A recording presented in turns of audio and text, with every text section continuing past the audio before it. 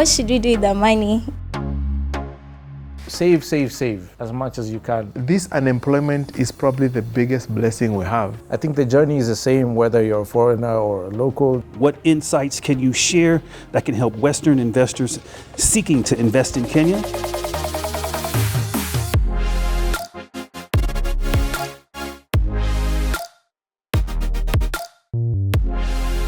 Welcome to the tea.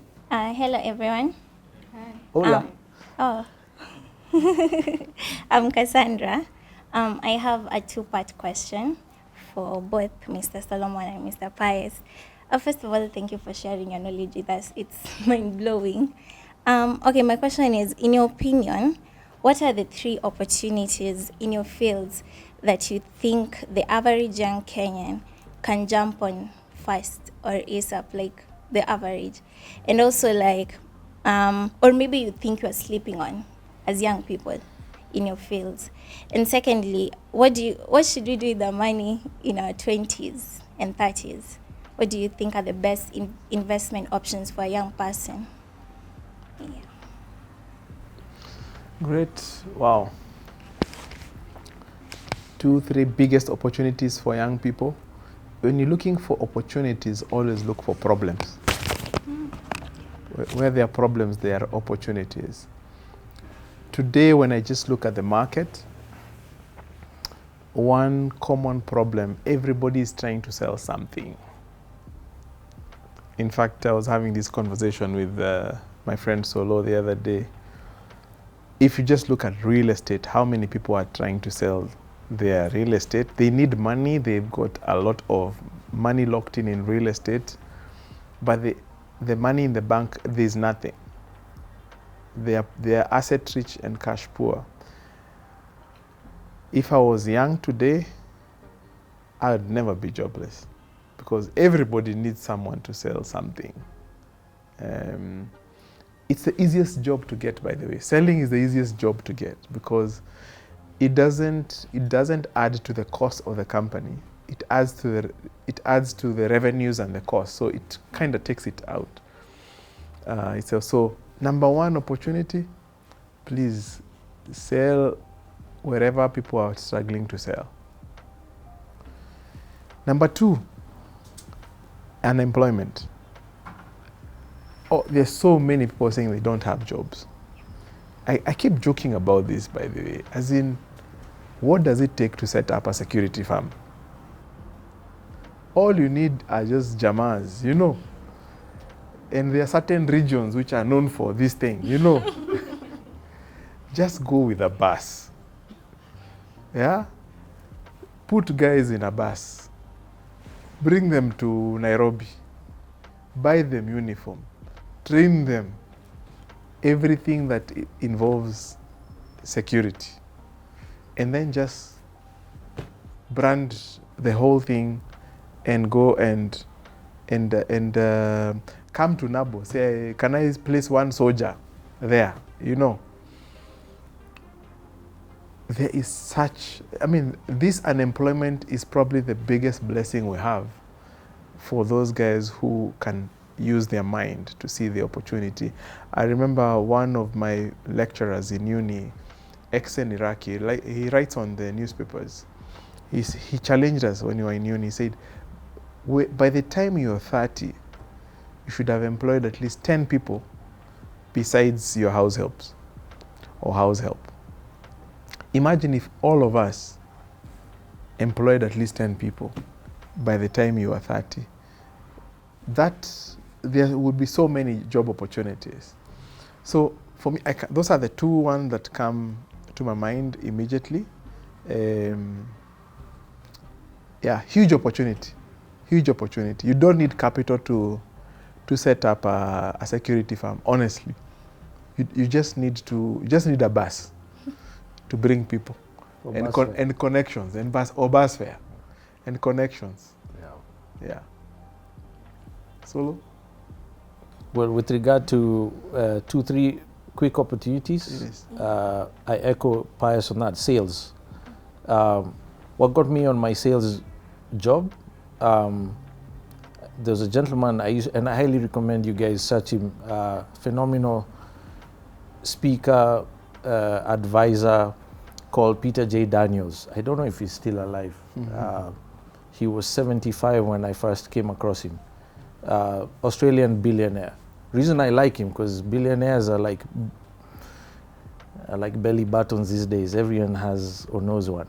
The reason I like Peter J. Daniels is because he's a Christian.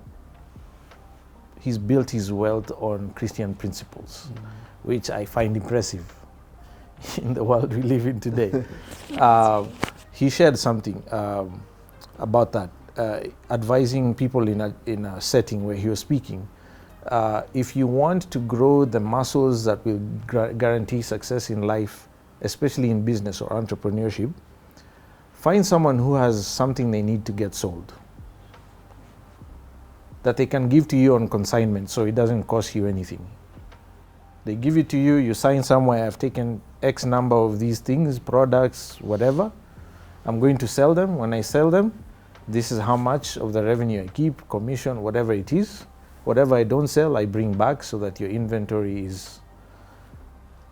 is okay.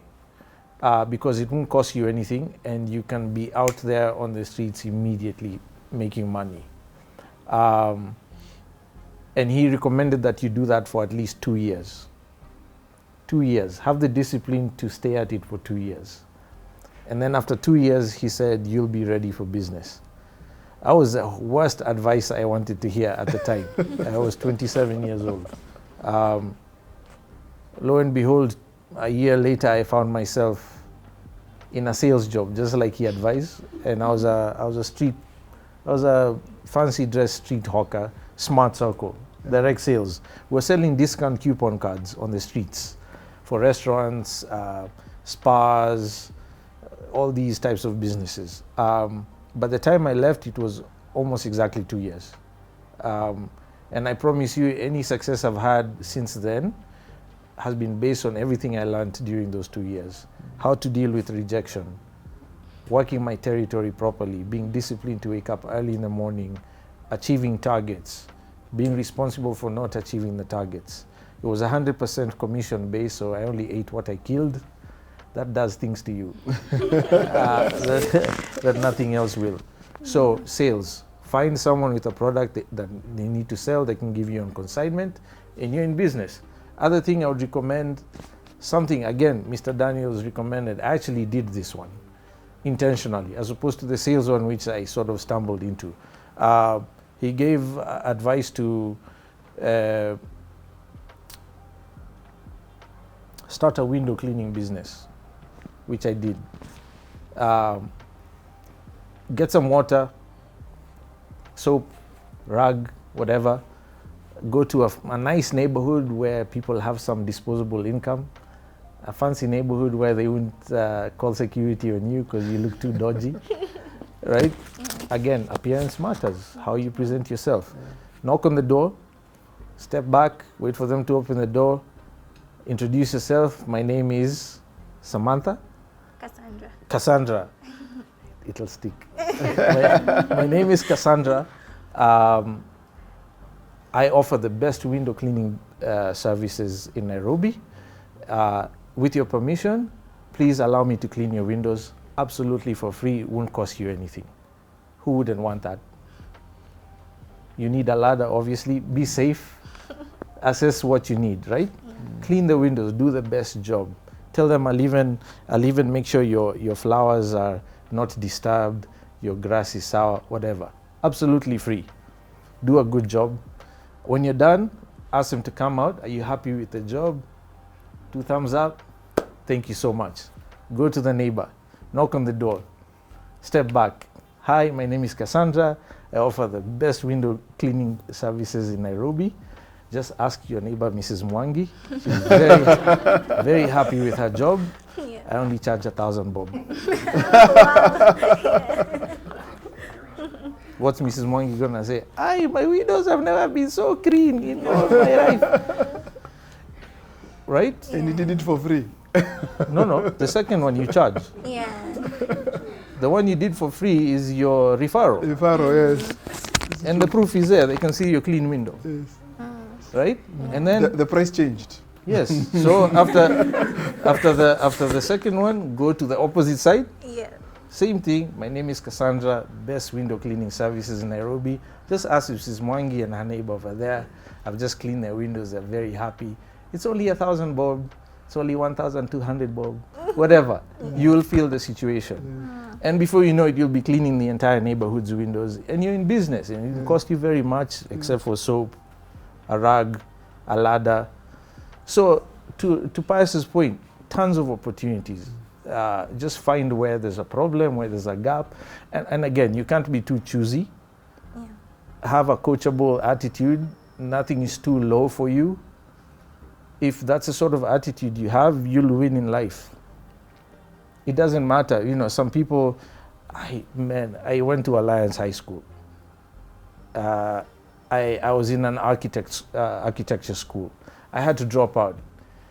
Cleaning windows is not what I planned for my life, but I did it. And before you knew it, I was making some pocket money. I didn't have to wait for mom and dad to send me money to buy toothpaste. I could go out for lunch. I learned valuable lessons, human interaction, the power of convincing another human being to consume a good or a service. I still use that today. So that would be my answer in terms of 2-3 things young people can do very quickly. Yeah. Wow. That's not just an idea. That's a practical business you've just been given. You can do it tomorrow. You can do it right now. My girlfriend at the time, she's still here. She's now my wife and mother of my 3 children. She's seated back there. She actually designed my logo. It was called Window Glimmers. Wow. Cost me nothing to do. Zero capital. Zero. Yeah. Great. There was another question, right? Oh yeah, there was a second question. Which was? What should we do with our money in our 20s and early 30s? 20s, like the investment. Yes, options. sorry, I forgot about that question. In your 20s and early 30s, I'll let Pius tie that up because his is A1. Save as much as you can. In your 20s, you have the least amount of responsibilities. I know it's difficult to believe because you're there now. I promise you. Yeah, I look at my 5-year-old today. He whines and complains about, I want to do something fun today. It's like the world is ending. I'm like, what I would give to be 5 years old. Well, my biggest worry is what fun thing am I doing today? Yeah. I feel the same way about people in their 20s, prospectively. Now is when you have time to make mistakes and recover from them. So don't be afraid of failure. Failure has been given a bad rap in all cultures, especially in ours. You know, the African culture punishes failure, which I find very twisted. Don't be afraid to make mistakes. So in your 20s, save aggressively, invest aggressively. And there's different things you can do to invest. One of the common things, and it's actually one of the reasons Pius and I are here, was that question. I really want to buy land from Goshen Acquisitions or Grand Acres, but I can't afford, and I don't want to buy from anyone else. Do you have anything I can afford? And I got tired of telling everyone that would call that way, we're sorry, we don't have anything for you. Let's talk when you're 35 and you're earning $1 million bobs a month. You know, we had to find a way to answer that cry. If you can't do investment on your own with your own income now, get together with other like-minded people. Again, this is where becoming an eagle matters. Get rid of the chickens in your life. Someone told me if I don't have 10 people in my contacts I can call now who by 5 p.m. will wire me $1 million shillings for an opportunity, I need to throw away my phone or burn it and make new friends. Harsh advice, but very true. So surround yourself with like-minded people. That's the one thing that's really worked for me, is the people in my circles. Later on, I'll share my own experience with Pius and the things we've been able to do together just out of that association. Like-minded individuals can unlock a lot of opportunities, and you pool your capital as opposed to waiting until you have enough of your own. And if that is still not enough, because land is an hard, immovable asset that is not easy to sell when you need to liquidate, issues around how much of my 100 bob should I put into land, how much should I put into liquid assets, how much should I put away under the mattress, how much, those questions, you need to get competent advice. And for that, I strongly recommend you speak to Nabo Capital. That's what they do in SE. Yeah. I think just to add on to that, I think for me, if I was young like you, I would not be asking what I should invest in. I should be asking myself, why should I be investing? And that reminds me of a quote by Warren Buffett. He said, if you are not making money while you're sleeping, you're probably going to be working until you die. So when you're young, if I was young, again, okay, I'm young. But if I was young like you, at the beginning point of my career, the first problem I'll be trying to resolve is to free myself to work to pay bills. So, because when you're young, you don't have a lot of money. Your income power is low and will be increasing over time. Solo and I are probably in that life cycle where we call it, you're picking in your incomes in your 40s and going into your 50s. So at this point in time, you're getting smaller doses of income, and all of your income is really active. You've got to show up. So I would be investing so that I start making money that is passive, that it comes into my bank account without me showing up at work. And I've always reflected, if I did that when I got my first job, how much would I be earning in a month today? It's always somewhere minimum 3 million to 5 million a month. Passive income. Passive means you sleep all day and you still get the bank notification. Yeah. So tell me, if you are earning 3 to 5 million shillings a month without you showing up anywhere, where would you be? Maldives. And that gets you to a place which my own definition of retirement, which is when you get to do what you love to do every single day of the year. That's where Warren Buffett is. And that's where all of us aspire to be. And that ushers you into your next phase, which is your phase of living your purpose. You do what you love to do. You show up at Goshen not because you need to pay your bills, but because you really love how you impact on people through what you do at Goshen. You show up at Nabo Capital because you change people's lives, because you move people from active income to passive income.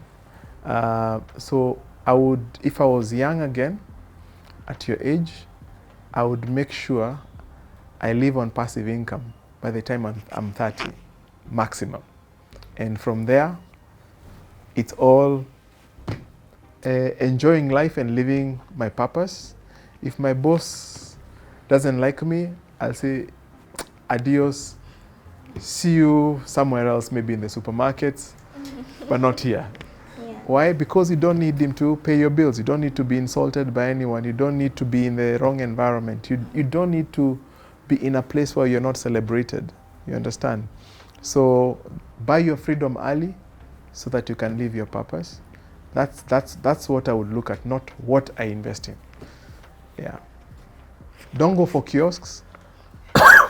If you do anything that requires you to be present and you can't take a holiday for 6 months, then you're still employed, even though you're running your own kiosks. And that's the biggest challenge, even for us at our level. If Solo can be away from Goshen for 6 months and he still comes and finds a business that is running steadily, that's the best place to be. That's why you look at Jeff Bezos. He's taken vacation on the, these guys, they take space vacations. Richard Branson, he's seated somewhere in a meeting and he's told, the weather is conducive for the air balloon to take you somewhere.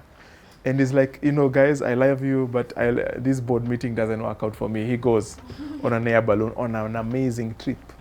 This life is about experiences. And you won't have experiences when you are doing a job. Yeah? For survival, A job is for survival. You will have experiences when you're doing your work, the work that you are meant to do, and you love to do. You'll have amazing, memorable experiences, and that's what makes life beautiful. So buy your freedom early. Thank you. That was beautiful. Very. This is Adam Turner. I'm from California, and thank you for the opportunity to come and experience who you guys are and meet you. And my question is, as an American looking for investment opportunities, in the West, we have heard many stories around the intricacies of deals on land in Africa. We recognize Kenya has tremendous investment opportunities. What insights can you share that can help Western investors seeking to invest in Kenya? It's understood Goshen and Grand Acres step-by-step land acquisition manual to help investors along their investment journey with land is an invaluable resource which helps investors along the way. Can you briefly talk about the importance of this trusted journey, walking an investor along the process, and who an investor may meet on their investment journey? My network in the West is in search of trusted sources in Kenya to present them with investment opportunities. Goshen has been instrumental in helping me to decide what I want to do in terms of investment. What strategies can be deployed for personalized experiences for investors which are in alignment with Noble Capital's and Goshen's portfolio of available assets. We'll leave it at that and think about that for a minute, and we only have 5 minutes. Yeah, well, that's a great question, and thank you for coming from California. Awesome. Yeah, well, there's a lot to unpack there. I think the journey is the same whether you're a foreigner or a local. There's legal nuances to how to engage safely. That's the only difference, and certified professionals can help you navigate that. I know it can be murky even deciding who those are, but that's why we're here. We're happy to help, share our experiences and provide that service. So I would say that's an answer that requires a more personalized, longer conversation, which Ms. Van Veen will not allow us to do in 5 minutes. So happy to engage, and any insights from that we'll be happy to share with everyone else who's come today, in case you have Californians in your networks who are looking for these opportunities like Adam. Mm-hmm. Yeah.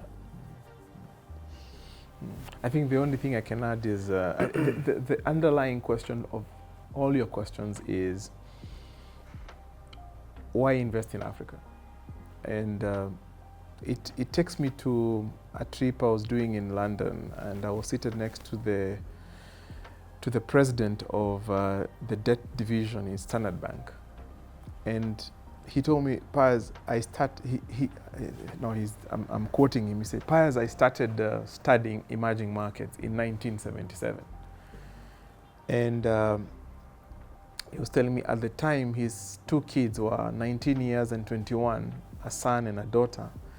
And his vision for them was them coming to work in Africa for one reason and one reason only. When he looked around Europe and other developed economies, he could hardly see any opportunity for them to make a difference. But when he looked at Africa, there were glaring gaps and such opportunity to make a difference. And that has been my experience in my 18-year journey within the Centum Group. Almost everything that we have touched, we made a difference. If you look at the Two Rivers project, just on the outskirts of town. When we were buying that land, we were buying an acre for 10 million shillings, and it was 100 acres, so we paid 1 billion shillings. We did master planning, and we broke ground, and we started building the largest mall in East and Central Africa. And by the time we were done, 4 years into the project, the value of land had moved from 10 million per acre to 150 million shillings per acre. We had to buy a piece of land just adjacent that was being sold by one of our neighbors, and we had to cough 150 million shillings for an acre of land. It was your own fault, man. And we are the ones who caused the value uplift.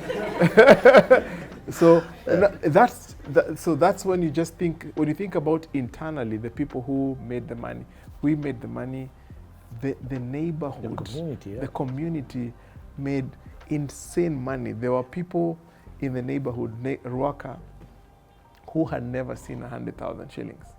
And suddenly they were sitting on quarter acres, an acre, and it was going for almost $1 million. And I mean, the ones who sold us, I've had testimonies, some of them just lost it. They had never seen that kind of money. And for me, that's really what excites me about the space we are in.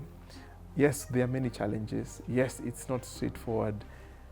But yes, if you just work with the terrain and you work with trusted partners like ourselves, like Grand Acres, you will make such a huge difference. I mean, I go to Nanyuki, I can tell you this place, Solomon was here, just by looking at the beacons.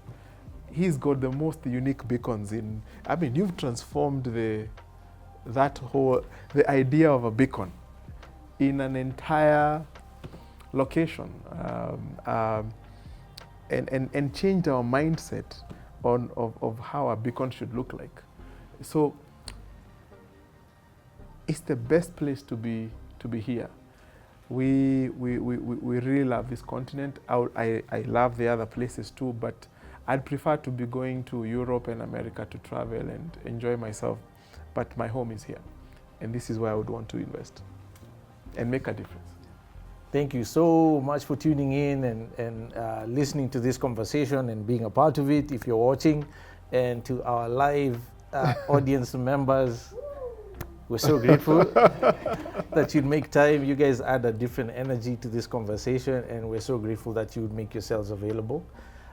If you have any comments or questions that you want to share about this episode or the upcoming one, please do so in the comments below on whatever platform that you're watching. And we still have some more for you. There is a juicy topic that we're just about to discuss. God help us. God help us. Maneuvering relationships in your 20s. We'll be talking about platonic friendships and other kinds of relationships. And we can't wait to have that conversation. This is Pius Muchiri. I'm Solomon Wangwe, and keep watching the tea.